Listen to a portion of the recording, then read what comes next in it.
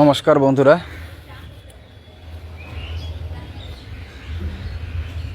রান্নাঘরের ভিতরে দুটি সাপ কি সুন্দর খেলছে। তবে এই সাপ দুটো কিন্তু রান্নাঘরে ছিল না,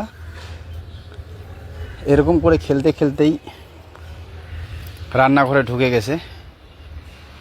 আপনারা দেখা পাচ্ছেন যে রান্নাঘরে উনুনে জল বসানো আছে, গামলার মধ্যে চাল রেডি।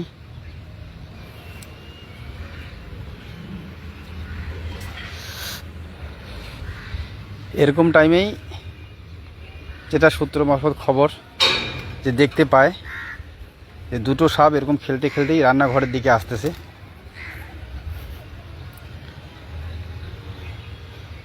তারা রান্নাঘর থেকে সরে যান এবং সাপ দুটিকে কোনো ডিস্টার্ব না করে তারা বাইরের থেকে ভিডিও করতে শুরু করেন।